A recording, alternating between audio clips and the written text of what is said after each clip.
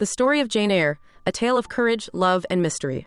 A harsh beginning, the orphan girl. Jane Eyre was no ordinary child. Orphaned at a young age, she was sent to live with her cruel aunt, Mrs. Reed, who treated her like an unwanted burden. Jane's cousins, especially the spoiled John Reed, bullied her mercilessly.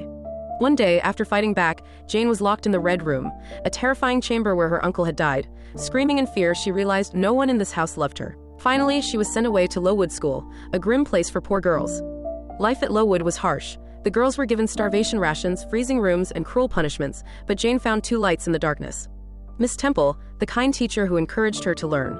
Helen Burns, her sickly but wise friend, who taught her to endure suffering with patience. Tragedy struck when Helen died in Jane's arms from tuberculosis. Heartbroken but stronger, Jane vowed, "I will not let the world break me." For 8 years, she studied hard, until she became a teacher herself. At 18, Jane took a job as a governess at Thornfield Hall, a grand but eerie mansion. Her pupil was Adele, a lively French girl. The master of the house, the brooding, enigmatic Mr. Rochester. At first, Rochester was rude and sarcastic, but soon Jane saw another side of him, a wounded soul trapped by secrets.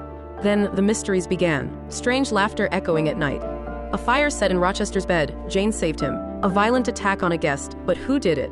Rochester brushed it off, but Jane sensed something dark was hidden in Thornfield. Despite their differences, Jane and Rochester grew close. One moonlit night, he confessed, "You are my equal, and I love you." Jane, who had never known love, accepted his proposal. But on their wedding day, a shocking truth erupted. Mr. Rochester already has a wife. A man revealed that Rochester had married Bertha Mason, a woman now locked in the attic, insane and dangerous. Devastated, Jane realized, if I stay, I'll become his mistress, not his wife. With a broken heart, she ran away in the night. Lost and starving, Jane collapsed on the moors, until she was rescued by St. John Rivers, a cold but kind clergyman, and his sisters. For months, she lived quietly as a village teacher. Then St. John made a chilling offer. "Marry me and come to India as a missionary." Jane respected him, but she didn't love him. Worse, he saw her as a tool for duty, not a woman with feelings. That night, she heard a ghostly voice, Jane, Rochester's voice, calling her across the miles. Jane rushed back to Thornfield, only to find blackened ruins. A servant explained, Bertha had set the house on fire.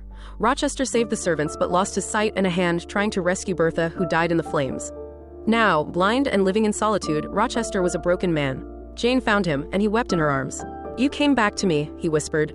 This time, Jane could marry him as equals, not as master and servant. She had inherited money, and he needed her. They wed, and in time, Rochester regained sight in one eye, just enough to see their firstborn son. "I am no bird to be caged." Jane refused to sacrifice her self-respect for love.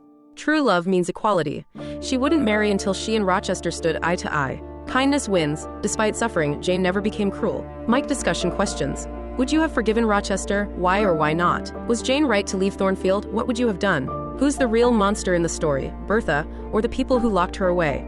Final thought. Jane Eyre isn't just a romance. It's about a small, plain girl who demanded the world treat her as a person, not a shadow. And that's a lesson everyone needs to hear.